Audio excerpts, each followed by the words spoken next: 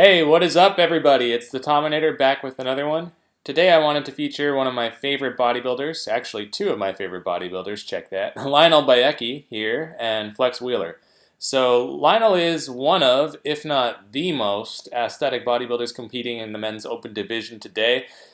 He's got, I think, the best lines out there and a feature that is almost extinct in modern day bodybuilding. Yes, we're talking about a streamlined midsection, right? Not a bloated pot belly he sucks in for a couple seconds, here and there when he hits a pose. No, a legitimately tiny waistline.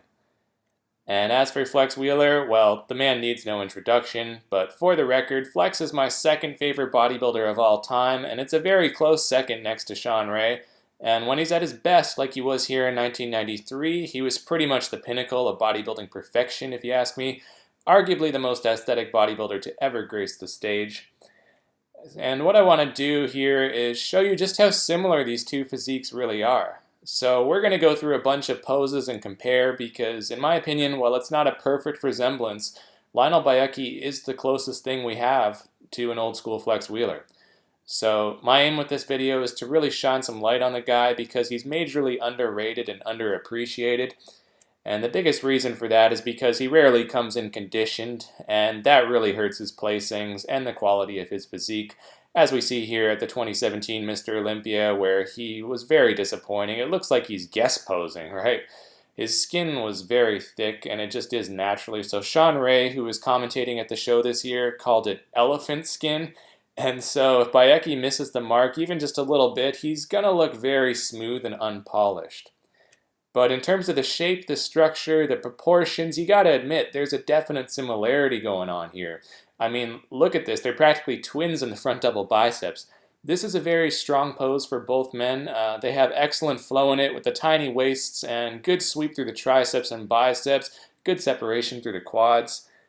In the front relaxed posed, and in this one, I'd actually give the edge to Lionel. He's got a bit more width through the lats and shoulders, and that will become more apparent in the lat spread. But also the chest is thicker, and the thighs are definitely a step up from what Flex was bringing. I mean, just look at all the feathering going on there. Wheeler sometimes had striations there too, but not to this degree. In fact, the way I would describe Beyeke is that he is like another Flex Wheeler with better legs, but a worse back. And when they turn around, that will become very apparent. But if you want to get a little bit more picky, you could probably also argue that Beyeke's arms aren't quite as shapely as Wheeler's. But on the plus side, his chest is thicker and he's got better width through the lats. So overall, he may not be as aesthetic as the Sultan of Symmetry. I mean, who is? But it's pretty dang close when his conditioning is on. In the side chest, once again, he's very reminiscent of Flex. Keep in mind this photo is from Lionel's early days, so he's definitely packed on some beef since then. But then again, this is Flex in 93, so it was near the beginning of his career as well. But even the way they're just hitting the pose is almost identical here. The angle of the torso and arm, the slight bend in the knee. Most guys squat down a little further than this. They're both standing rather upright here. Here in the most muscular shot, Lionel's edge and width becomes apparent. You can see his shoulders are just naturally more wide set than Wheeler's. So structurally speaking, I think he's actually the better of the two. Because his waist and joints are basically just as small, but his shoulder to waist ratio is superior.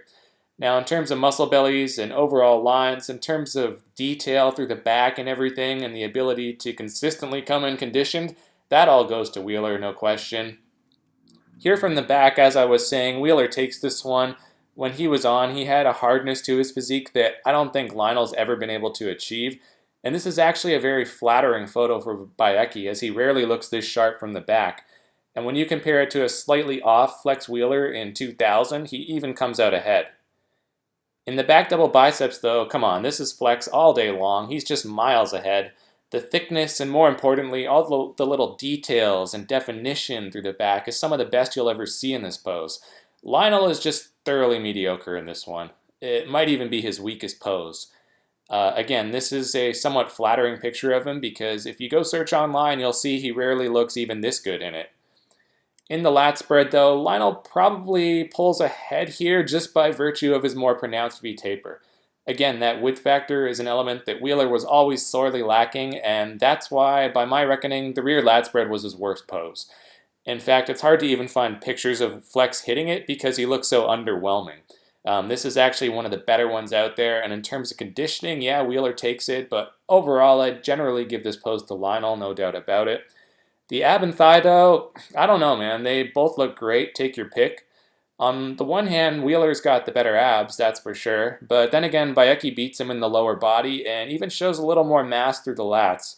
So Wheeler looks a little narrow upstairs here, and you could go either way on this. Personally, I think Wheeler's midsection alone propels him ahead, but if you don't place as much emphasis on the abs and put more on the wheels or overall structure, then you'd probably pick Beyeke.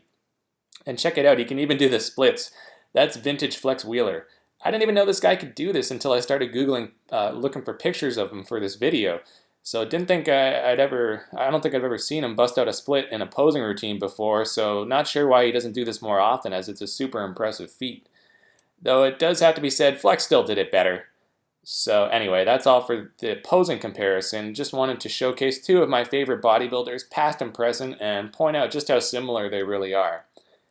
Like I said before, I think the way I'd sum it up is that Beyeke is the closest thing to a modern-day version of Flex Wheeler, only with slightly better wheels and a worse back.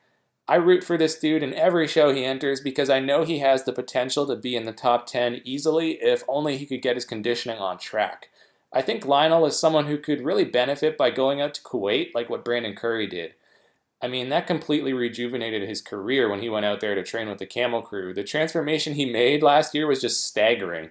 And I think this is exactly what Beyeke needs, is just some guidance and maybe some better focus, because his genetics are just as good, if not better, than Brandon's. And we're talking about a guy who took 8th this year at the Olympia in Brandon Curry, and probably should have been in the top 6 in my opinion.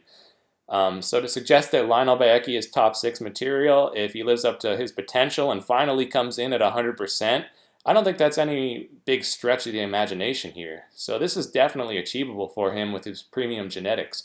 I mean, we've just seen how favorably he matches up to one of the all-time greats in Flex Wheeler. So cracking top 10 in the world should honestly be automatic for him if he just figures out the formula for getting shredded and maybe brings up his back a bit. Anyway, thanks for watching, guys. Let me know what you think in the comments below. And as always, feel free to like and subscribe for more. Until next time, I'm the Tominator signing off, and I'll be back.